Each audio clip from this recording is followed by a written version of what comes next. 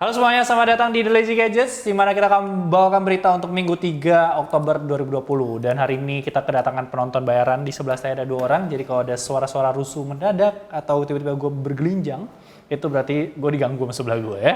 Oke, untuk berita lebih update, silahkan follow The Lazy Gadgets, karena ada beberapa berita yang sebenarnya gue taruh di IG, dan beberapa yang gue taruh khusus di YouTube doang, dan jangan lupa juga follow The Lazy Titip untuk consignment store officialnya The Lazy Monday. Kita akan nyambung dari berita iPhone kemarin, karena berita iPhone kemarin tuh cukup banyak sebenarnya. Gue udah ngejelasin cukup panjang juga, 18 menit, tapi ada beberapa detail-detail tambahan yang akan gue bahas juga di news. Dan gue mau ingetin buat kalian yang menonton, ini news ya, kompilasi berita ya, nggak bahas satu hal doang. Jadi nggak apa yang kalian lihat di thumbnail itu yang gue bahas ya, semua gue bahas. Oke. Berita pertama kita datang dari Spotify yang memberikan update lyric search. Jadi sekarang kalian tuh kalau ngedenger lagu gitu, kalian bisa langsung ke Spotify, nyari by lyric, dan kalian tuh bisa ngeliat lagunya itu lagu apa. Jadi kalian nggak usah lagi harus pakai aplikasi tambahan kayak Sajam dan lain-lain. Dan ini membantu banget karena ini kan kemarin Spotify juga abis ngegandeng Music Match. Kalian tuh bisa ngedenger Spotify dan sambil ada liriknya buat nyanyi-nyanyi. Terus selanjutnya lagi dari Xiaomi Yeex sendiri, ini kerjasama sama Razer, jadi untuk Chroma nggak terbatas pada Philips Hue doang.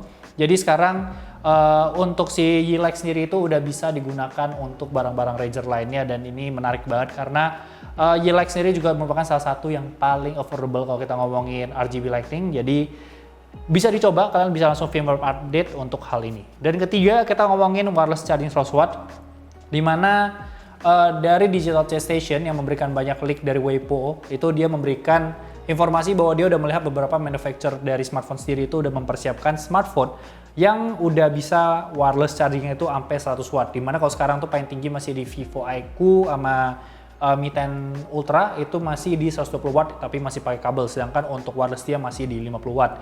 Jadi kedepannya kalau kemarin gue bilangnya mungkin di 2021 semuanya bakal 120 watt untuk nge-charge-nya, sepertinya ini akan semakin cepat lagi karena untuk 2021 mungkin semuanya itu udah wireless mungkin untuk ngecas. Tadi gue sempat baca yang 200 watt tapi kayaknya masih di luar masuk akal sih gitu. Selanjutnya kita ngomongin masalah Vivo. Ini salah satu hal yang paling menarik untuk berita minggu ini adalah kamera modularnya. Jadi kemarin di 9 Oktober Vivo itu mendapatkan penghargaan dari Red Dot Award, Red Dot Design Award itu IFEA. Jadi Interest Free Export Amazing, dimana dia tuh membuat satu konsep smartphone yang kan kita tahu sekarang smartphone tuh pop up, notch dan segala macamnya. Ini dia bikin detachable di bagian atasnya, dimana ini bisa dilepas pasang, jadi kayak modular. Cuma menariknya adalah modular di sini itu ketika kalian lepas, kalian bisa letakkan di tempat lain untuk ngerekam atau foto. Jadi kalian tuh nggak usah minta orang tuh fotoin, kalian tinggal lepas, bisa taruh depan kalian dan foto. Dan dia akan kasih notifikasi juga kalau emang udah kejauhan dari si smartphone kalian. Tapi hal-hal menarik lainnya adalah kalian tuh bisa kayak ngegantung di hewan kalian buat dapat pet perspektif, atau mungkin untuk vlogger-vlogger tuh bisa dibikin kayak multi kamera. Jadi kalian bisa taruh banyak kayak 5 atau 6 untuk mendapatkan berbagai perspektif sekaligus dalam sekali merekam. Dan gue gak ngerti ya, isi komen Instagram tuh cabul semua ya. Jadi isinya tuh katanya semuanya buat taruh di kloset. Ya, kalian memang anak-anak jahat ya. Jadi ini belum tahu apakah akan rilis atau enggak karena ini masih konsep, dan ini merupakan salah satu hal yang paling menarik untuk dieksplor ke depannya.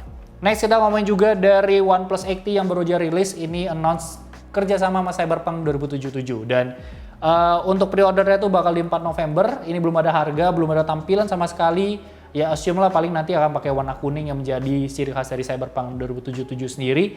Cuman untuk smartphone yang satu ini tuh ya cuma dikasih lihat bagian depannya yang temanya aja tuh nggak kelihatan. Jadi benar-benar ini akan menarik banget karena kita ngeliat Cyberpunk sendiri kerjasama cukup banyak. Ada Xbox, ada hard disk, ada sepatu, ada kursi dan segala macamnya. Jadi OnePlus 8T akan menjadi salah satu yang kerjasama untuk Cyberpunk tahun ini. Next kita ngomongin Oppo X League of Legends.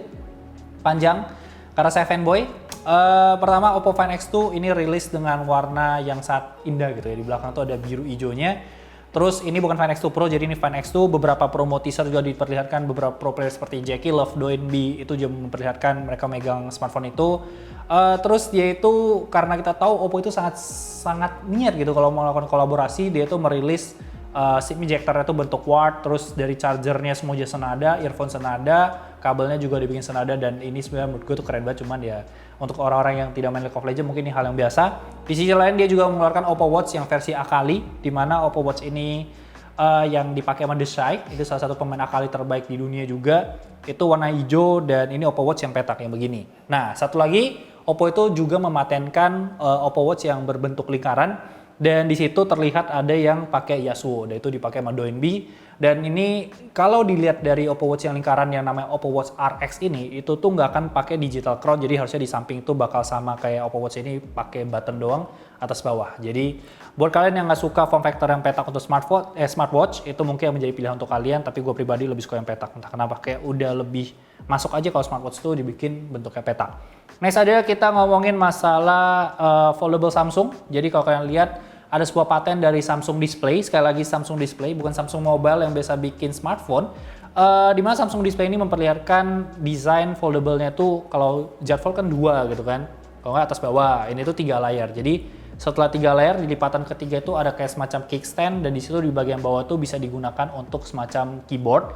Jadi kalian tuh bisa kayak punya keyboard, terus ada layar yang cukup gede di bagian atas. Cuma ini hintsnya itu di samping itu kayak ada bulatan-bulatan penyangganya tuh kayak masih ganggu banget. Cuman kalau mungkin Samsung nge-explore konsep ini mungkin akan menjadi salah satu foldable yang cukup menarik untuk kedepannya. Karena kita bisa ngelihat Samsung tuh kabar-kabarnya juga lagi fokus sama foldable, Note bakal pindah ke S series, dan kita lihatlah masa depan foldable dari Samsung itu sendiri. Next adalah Samsung Siri, juga baru aja ngeluarin penghinaan, ejekan, gibah untuk si Apple yang baru aja ngerilis iPhone 12 tanpa adanya adaptor dan earphone. Jadi kalau dari Facebook sendiri dia memperlihatkan sebuah adaptor, terus di captionnya itu kayak dia bilang ini udah 5G lah, udah 120 Hz, performance bagus, baterai dan segala macem, tapi ada adaptor, jadi tetap dapat adaptor dengan tulisannya itu included with your Galaxy. Sedangkan Xiaomi juga melakukan hal yang sama dari Twitter. Dia memposting sebuah video yang pendek banget, kalau nggak salah sekitar 5 detik atau 10 detik, di mana itu cuman kotak Mi 10T dibuka dan isinya cuma adaptor, nggak ada handphone dan segala macamnya. Jadi gue nggak tahu apakah kedepannya ini akan diikuti oleh kedua orang ini, karena kemarin 3.5 juga dibacotin, Notes juga dibacotin. Jadi gue nggak tahu, mungkin kedepannya kalau emang ini laku dan berhasil, tren ini mungkin akan diikuti. Cuman ya kita lihat aja nanti. Di Samsung di Twitter juga dia memperlihatkan yang kita tuh udah high speed 5G itu udah lama gitu, udah banyak device kita, sedangkan Apple tuh baru mulai. Ngomong-ngomong charger juga, ini harus kalian tahu juga semua iPhone XR, iPhone 11, iPhone SE, mulai dari kemarin iPhone 12 keluar, kan 11 Pro Max sama 11 Pro itu discontinue kan. Itu semuanya udah nggak bakal include sama adaptor dan juga earphone lagi, earpods maksud gua. Jadi kalau kalian mau beli, silahkan beli sekarang kalau kalian perlu adaptornya. Di sisi lain, dari Twitter sendiri udah terlihat box dari iPhone 11 yang tipis banget. Kenapa dibilang iPhone 11? Karena kalau kalian lihat dari desainnya sendiri, itu memperlihatkan bagian belakang dari smartphone tersebut. Sedangkan kalau kita lihat dari presentation-nya si Apple, itu harusnya itu memperlihatkan bagian depannya. Jadi baru aja kayak sejam yang lalu itu untuk bagian depannya iPhone 12 itu kotaknya udah terkuak, dan emang itu memperlihatkan bagian depannya dengan size yang kurang lebih sama, jadi tipis. Cuma sekali lagi untuk masalah adaptor itu satu sisi cukup aneh aja, dia memberikan USB Type-C ke Lightning karena semua orang udah terbiasa dengan USB yang dia hadirkan. Cuma di satu sisi ini akan lebih universal karena semuanya itu akan pakai Type-C, karena mostly emang udah pakai Type-C. Next lagi kita ngomongin masalah, oh ya, untuk Prancis sendiri ini cukup menarik ya, karena untuk Prancis sendiri dia tetap dapat earpods untuk pembelian iPhone 12-nya. Jadi kalau kalian check out tuh di bagian bawah tuh tetap ada earpods dan kabel, tapi adapternya nggak ada. Ini katanya karena berhubungan dengan hukum, di mana kalian tuh diharuskan, sebuah perusahaan tuh diharuskan untuk demi menghindari semacam radioaktif atau radioelektronik directly ke kepala, itu kalian tuh harus pakai aksesoris semacam earpods. Jadi harus include. Jadi kalau kalian mau earpods, pergilah ke Prancis. Kalau nggak mau ribet, beli aja di e-commerce.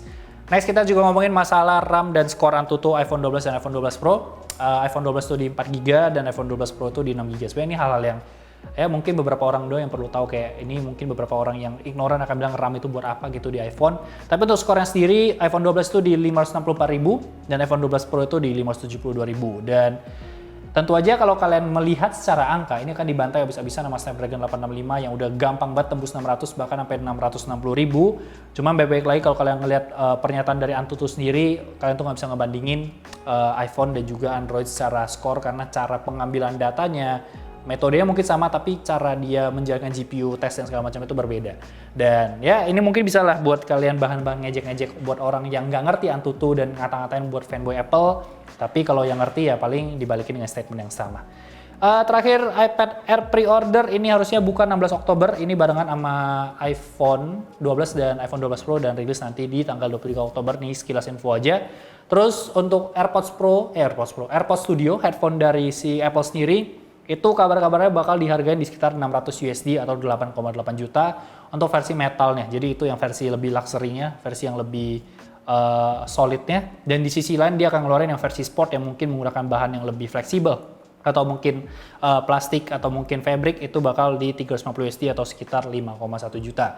Cuma berita dari John Prosser sendiri juga menyatakan kalau mungkin AirPods Studio ini akan di-push sampai ke Maret 2021 mendatang karena emang ada beberapa hal yang sepertinya tidak cocok dan ini production-nya itu harus kayak di-push. Atau mungkin bisa di-announce di November tapi baru akan tersedia di Maret tahun depan. Sedangkan di sisi lain AirTag, salah satu aksesoris yang ditunggu-tunggu di mana ini tuh semacam tracker dengan U1 itu, chip U1, itu bakal sebenarnya udah selesai, udah siap banget barangnya, tapi tinggal tunggu tanggal rilis, mencari momentum yang tepat, dan ini semuanya dibocorkan oleh John Prosser. Jadi itu aja untuk berita minggu ini. Seperti biasa jangan lupa like, comment, share. Follow Instagram kita di @lazygadgets untuk berita lebih update setiap harinya, dan gue di Jordi Leonardo O-nya 2. Dan jangan lupa subscribe. Thank you so much guys for watching and I'll see you next week. Bye bye guys.